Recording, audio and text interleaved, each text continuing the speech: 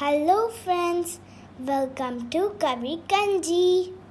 இன்றைக்கி நம்ம வீடியோவில் ஆனியன் யூஸ் பண்ணி ரொம்பவே சீக்கிரமாகவும் ரொம்ப டேஸ்டியான ஒரு சைட் டிஷ் ரெசிபி தான் பார்க்க போகிறோம். இந்த சைட் டிஷ் பார்த்திங்கன்னா பூரி சப்பாத்திக்கெல்லாம் ரொம்ப அட்டகாசமான காம்பினேஷனாக இருக்கும். நம்ம சேனலை இது வரைக்கும் சப்ஸ்கிரைப் பண்ணாதவங்க சப்ஸ்கிரைப் பண்ணிக்கோங்க. அப்போ தான் அப்லோட் பண்ணுற வீடியோஸை உங்களால் மிஸ் பண்ணாமல் பார்க்க முடியும். வாங்க இப்போது ஆனியன் பூரி மசாலா எப்படி செய்கிறதுன்னு பார்த்துடலாம். இப்போ ஒரு கடாயில் 2 ஸ்பூன் அளவுக்கு எண்ணெய் சேர்த்துக்கலாம். 1/2 ஸ்பூன் அளவுக்கு ஜீரகம்,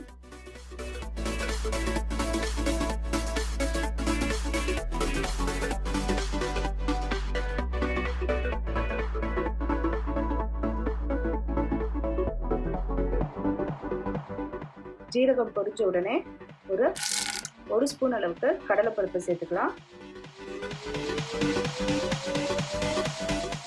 2 பச்சை மிளகாய்,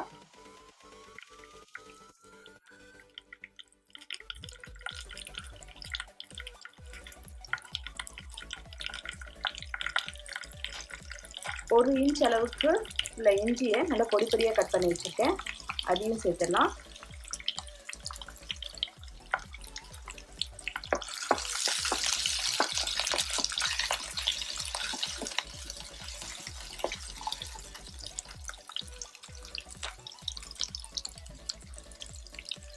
இது கூட ஒரு 2 பெரிய வெங்காயம்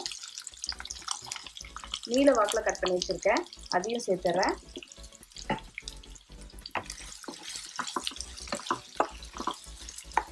வெங்காயம் கொஞ்சம் டிரான்ஸ்பரண்ட் ஆகிற வரைக்கும் வதக்கி விட்டுக்கலாம்.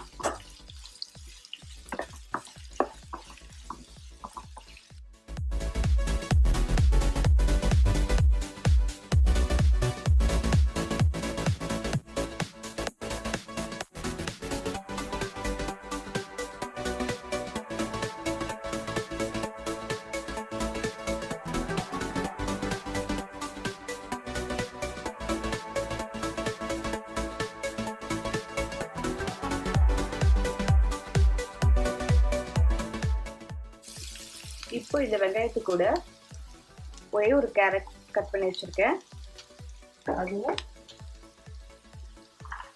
கொஞ்சம் பச்சை பட்டாணி ரெண்டுத்தையும் சேர்த்துக்கலாம். இது ரெண்டுமே ஆப்ஷனல் தான், ஆனால் கொஞ்சம் கலர்ஃபுல்லாக இருக்கணும் அப்படின்றதுக்காக நான் கொஞ்சம் பட்டாணியும் அதே சமயத்தில் கொஞ்சம் கேரட்டும் சேர்த்துருக்கேன். கலர்ஃபுல்லாகவும் இருக்கும், அப்போ தான் குழந்தைங்களும் நல்லா விரும்பி சாப்பிடுவாங்க.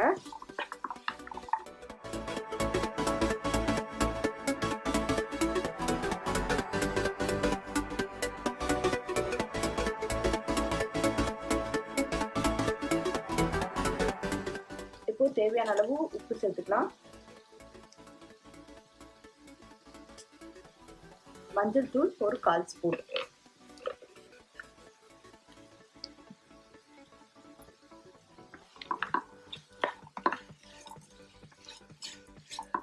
உப்பு சேர்த்துருக்கனால நமக்கு வெங்காயம் கொஞ்சம் சீக்கிரமாகவே வதங்கிடும்.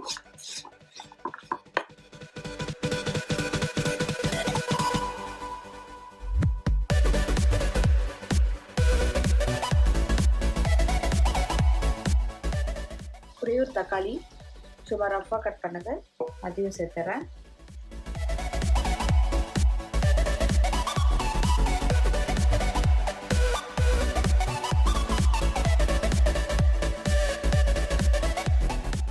இதில் இப்போ வெங்காயம் முழுகிற அளவுக்கு தண்ணி சேர்த்துக்கலாம். தண்ணி சேர்த்துட்டு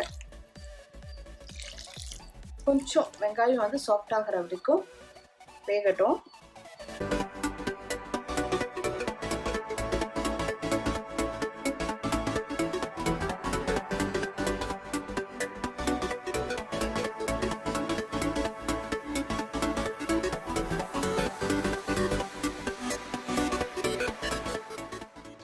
வெங்காயம் நல்லா சாஃப்டாக குக் ஆயிடுச்சு.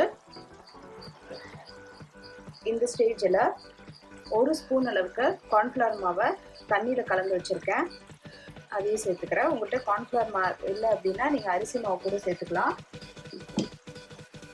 இல்லை பொட்டுக்கடலை மாவு எது வேணால் சேர்த்துக்கலாம். இந்த கார்ன்ஃப்ளவர் மாவு சேர்க்கறதுனால நமக்கு வந்து கொஞ்சம் திக்னஸ் கிடைக்கும்.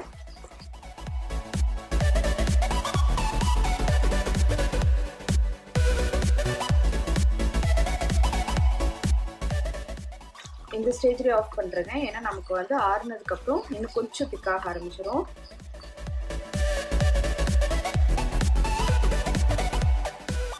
கட் பண்ணி வச்சிருக்க கொத்தமல்லியை தூவி இறக்கிட வேண்டியதான். நமக்கு சூப்பரான ஆனியன் பூரி மசாலா ரெடி ஆயிடுச்சு.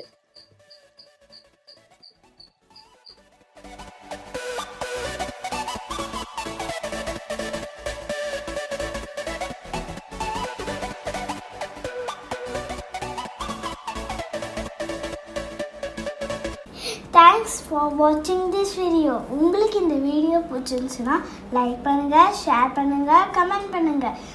மறக்காமல் எங்கள் சேனலை சப்ஸ்கிரைப் பண்ணுங்கள். பக்கத்தில் இருக்கிற பெல் ஐக்கானையும் ப்ரெஸ் பண்ணுங்கள்.